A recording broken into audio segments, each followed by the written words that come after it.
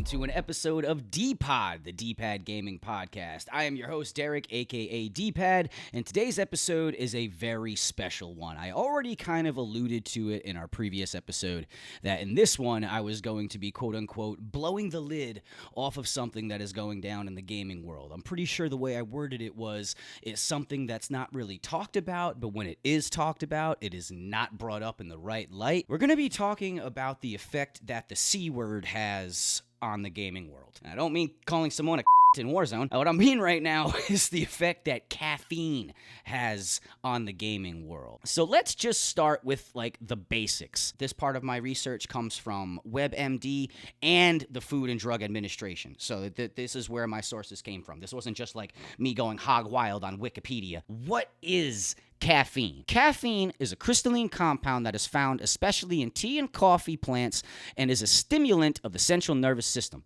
It's a substance found in the leaves and beans of the coffee tree, in tea, yerba mate, guarana berries, and in small amounts of cocoa, which is basically what we, chocolate, right? It can also be made in a laboratory, so it can be man-made. So can frickin' meth, dude. That was the first thought that came to mind. I was like, wait, you can make caffeine? Caffeine is listed as a drug. It's not a classified drug like 1, 2, 3, or 4. Drugs that fall somewhere in between are listed on schedules 2, 3, or 4. Caffeine doesn't fit here at the moment, while some medical professionals and state governments and others have pushed for caffeine to be considered a controlled substance. It's currently not. So there's people advocately trying to push for it to be classified, but the government's like, no. You realize how much money we make at Dunkin' and Starbucks? Like America runs on Dunkin'. If they put out a thing saying like America runs on crack, a lot of people probably stop going to Dunkin'. But the reason that it's classified as a drug is because it's a stimulant. Anything that's a stimulant is classified as a drug. Its uses and effectiveness. It's good for a migraine. Taking caffeine by mouth together with pain relievers such as aspirin and acetaminophen is effective for treating migraines. Caffeine is an FDA-approved product for use with pain relievers for treating migraines and headaches. Giving caffeine by mouth or by IV can improve breathing in very premature infants. Caffeine citrate is approved as a prescription drug for this condition. We got athletic performance. Drinking beverages that contain caffeine is linked with a lower risk of developing type 2 diabetes. But it's also not clear if consuming caffeine can help treat diabetes. It's good for memory. Now, taking caffeine by mouth together with I think I'm pronouncing this correctly. I want to say it's ephedrine, seems to increase weight loss. So you'll see caffeine used in a lot of diet pills, but those have actually been linked to freaking deaths. Side effects. When taken by mouth, caffeine is likely safe for most healthy adults when used in doses of up to 400 milligrams daily. This is equal to about 4 cups of coffee. Then the next part of this was caffeine is possibly unsafe when used for a long time or in doses of over 400 milligrams daily. Caffeine can cause insomnia, nervousness, restlessness, nausea, increased heart rate, and then it just says, and other side effects. Guy typing this article on WebMD was like, I'm not listing all this shit. I'm just putting other stuff. There's too much to list. But larger doses, headache, anxiety, chest pain. Caffeine is likely unsafe when used in very high doses. It can cause irregular heartbeat and even death. Products with very concentrated or pure caffeine have a high risk of being used in doses that are too high, and you should avoid using these products. And now we're going to get into that portion about how all of this shit plays into the gaming world. So we're actually going to start with that term, the definition of overstimulation. It just means you're too active or excited. Some people who are overstimulated may experience extreme emotional or even physical discomfort. I'm pretty sure every single one of your favorite streamers in the gaming world or gaming creators, you have heard them all talk about one of these side effects. But you see all these like energy drink brands, and this is where I'm guilty of, especially as a gaming creator. When I was first getting into gaming creation, I had the opportunity to work with Raise Energy. And I was like, woohoo, yeah, awesome. I'm a gaming creator. I'm working with an energy brand. This is awesome. Knowing what I know now, I never would have accepted working with them. It was a great time working with them. I have nothing bad to say about them, but with where my knowledge and morale are at now of the effect that caffeine has on gamers, I can't be a part of that world. So looking at all the negatives that we just highlighted and also talking about, we've definitely seen some of the streamers that deal with this shit. We also see them all paired with these energy drinks. I am willing to bet every red cent that is in my bank account or any red cent that I even have access to, I'll go take a loan just for this shit.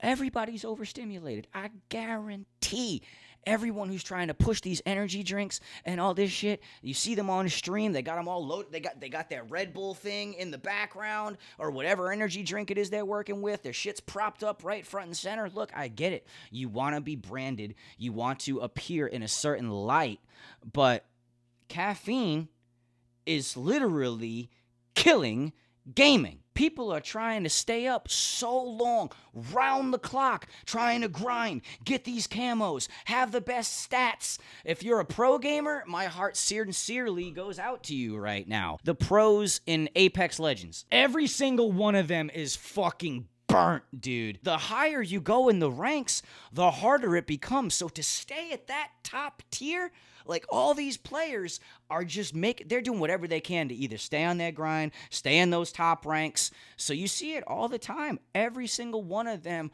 are just so burnt out. They're so overstimulated that they just don't know what to do. And I guarantee,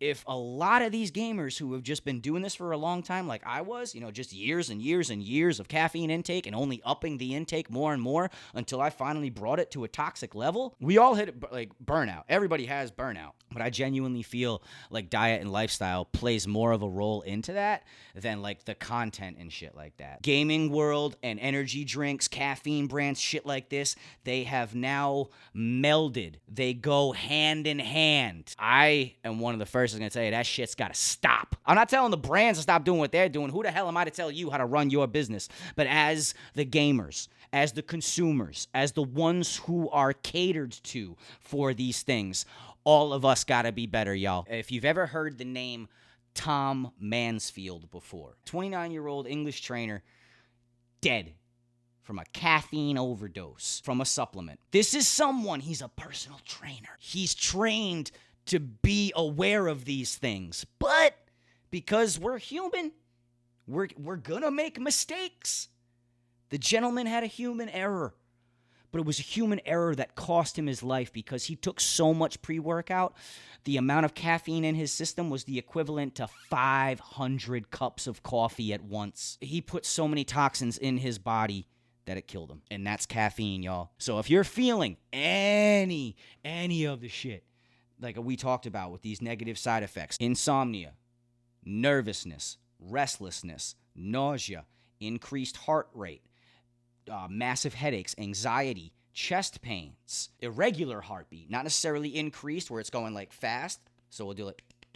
So like that would be like increased, but like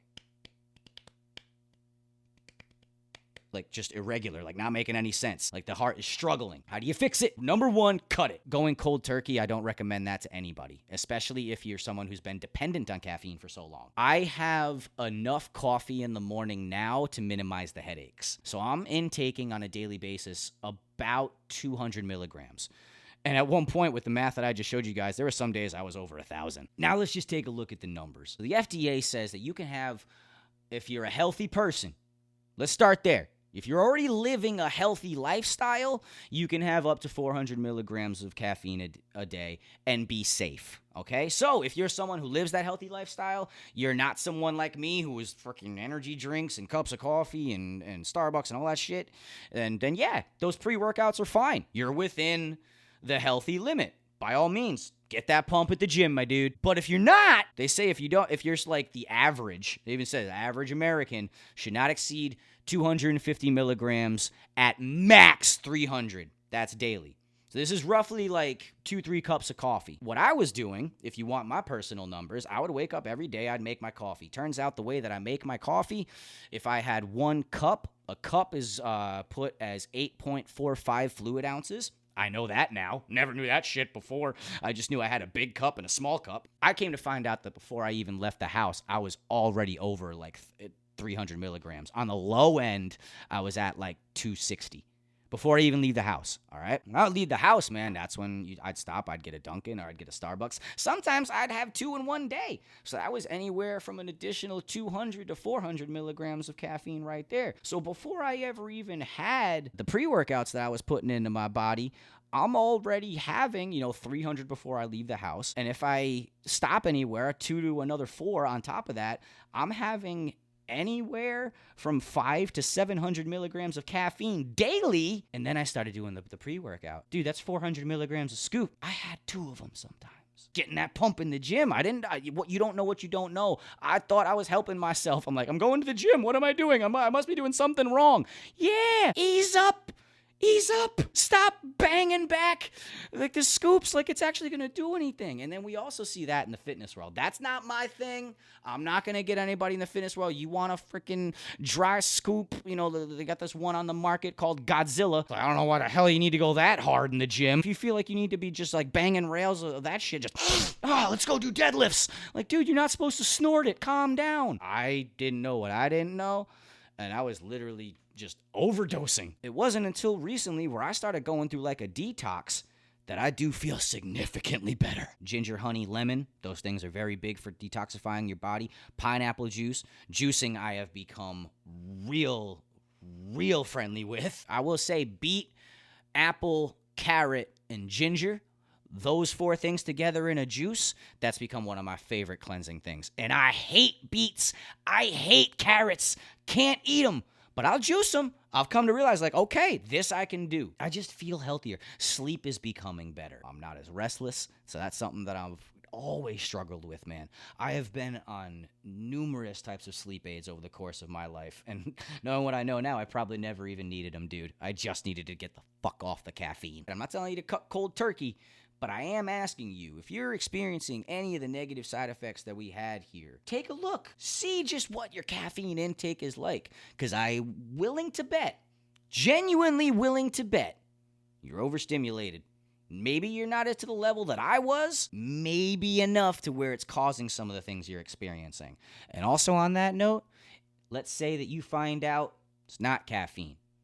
Then, my friend, you just found out even more of a reason to get yourself some help. That was one of the biggest things we started here at D.Pod Gaming because I used to be a therapeutic mentor. I used gaming as a therapeutic tool. I'm a big believer in that.